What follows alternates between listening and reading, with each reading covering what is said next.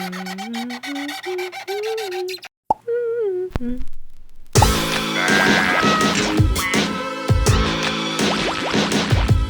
my home slicers, my bros and my sisters.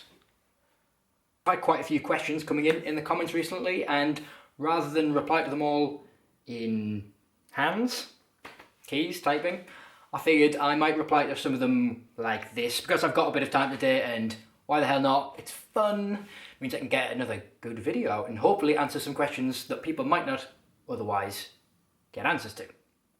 I'll stop waffling. So the first one is from DarkFraggel. In layman's terms, he asked, can you recommend the best turntable and phono stage for £1,000? I think it was £1,000 or $1,000. I should probably double check. The answer in short is no. It's not because I don't want to give that answer or I can't. It is because I can't, because there isn't a best. Especially when you get to, say, the £1,000 mark, you very much start getting, you start asking questions about personal taste, and that's both in terms of sound and aesthetics. Say, I could recommend the turntable behind me, which when it was new, the Pro-ject 2 experience was £800. I think £800, and you could say £200 phono stage with that would be great. It comes with a cartridge.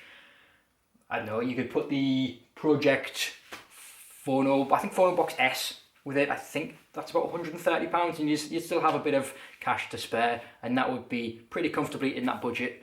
You could also get something from Rager and do a similar thing.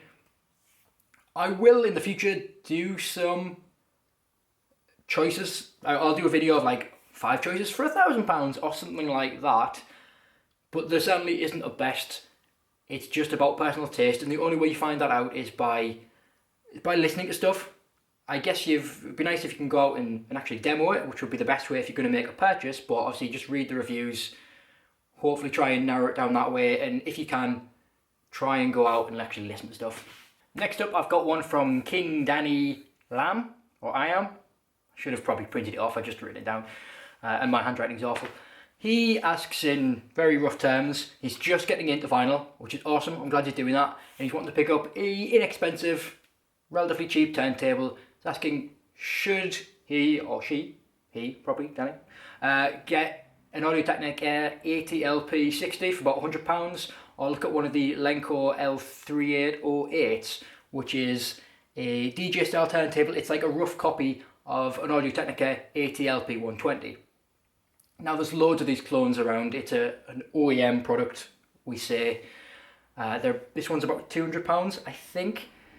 They're probably made by a Chinese huge firm called Hangpin, who they just make loads of not horrendous quality turntable components and hi-fi components, but not good either. It's certainly not like proper Technics or like the big UK brands, like European brands like Rager and Pro-ject, nothing like them. It will be a lot better than the ATLP60, obviously about twice the price anyway.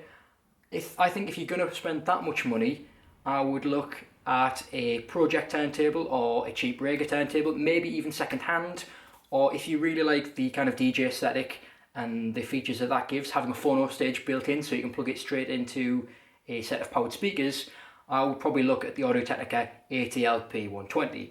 I think at the minute, going off my head, they're about £230, I think. I could be wrong.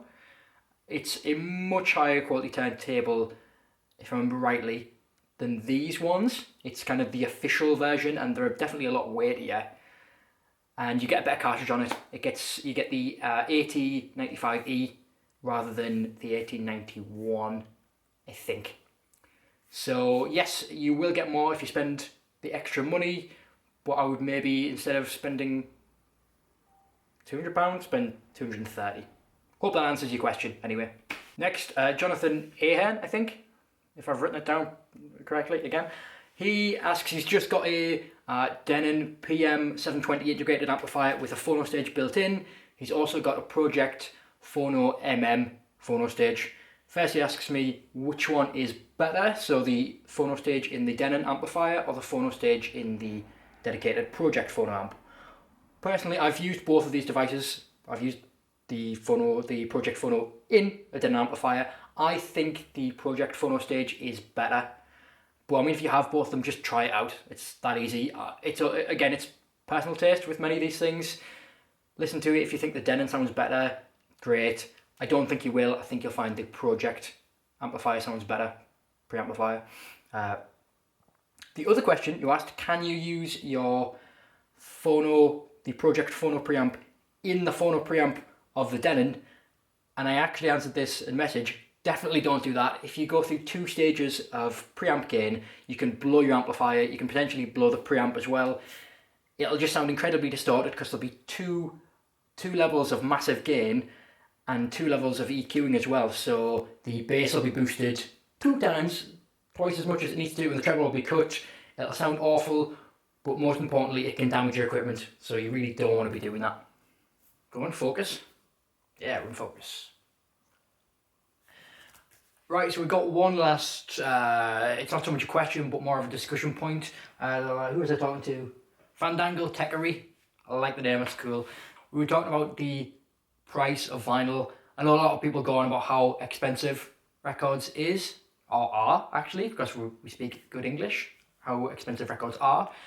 And I made the point of saying that I don't think records are too expensive. I think that CDs are just too cheap, and we've kind of, because of the way that economics work, we've kind of got into our heads that we deserve music for nothing, and I think we kind of take the mick out of musicians a little bit. We don't give them what they deserve for their work. And like, I don't know, £10 for a CD, for like how many hours of enjoyment you can get out of that is kind of not cool. I'm going to go into this properly in another video. I'm going to try and get some figures and just like talk about it in more depth and why vinyl is a bit more expensive and why I think that it's not unreasonable. I mean, sometimes it is when you say it's £40 for like a Neil Young record, or even more than that, 65 quid for like a double album. It's like, what? That doesn't make any sense. It's ludicrous. Fandangle? Yeah. Fandangle Tech did point out though that he lives in Australia and they're paying like 40 to 65 Australian dollars, which I don't quite know how Australian dollars are in relation to British pounds. It certainly sounds like a lot, and I know in general Australians pay way more than everyone else just because of import fees on everything, but I suppose they also have fairly good wages, so I don't know how it stands, but it sounds brutal. It sounds worse than we have it over here. I imagine it's probably cheaper in the UK and definitely is in the US. The last question I have in relation to that though, I want to ask you, how much are you guys paying for vinyl in general? And what would really help me, if for any of you who were around in the 70s and 80s, can you tell me how much you were paying? I kind of want a good idea of how much people were paying for records in the early 80s in the UK, in Europe, in the US, but particularly in the UK would be useful for me, but if anyone can chime in, that would be really interesting and can make my job potentially easier. Also, weigh in with what you think. Do you think it's too expensive? Maybe I'm being a bit biased. I work in a record shop, and obviously as an independent record shop, we get undercut by larger chains and things, so maybe it's a bit close to my heart, I guess, so that's why I think records should be the price that they are. Anyway, I hope you've enjoyed this rather impromptu video. I might do more of this because it's actually quite fun. I get to answer some questions and just make more videos for you guys, and it's actually really fun. I want to say thank you for everyone as well, for all the support from all of you. The channel's been growing massively recently. At the beginning of December, I had something like 600 subscribers, and now we're like midway through January, and it's closer to 12 or 1300 subscribers, and the amount of views I've gotten has like tripled in that time. So December was a good month, and thank you all for being into this hobby and making this fun and potentially really useful for me. Useful is not the right word. Worthwhile for me is the word I'm looking for. Anyway, if you found any of this useful, then you give me a thumbs up and do the other one if you didn't like what I said. And click on the llama's head to subscribe. And click and view other videos as well.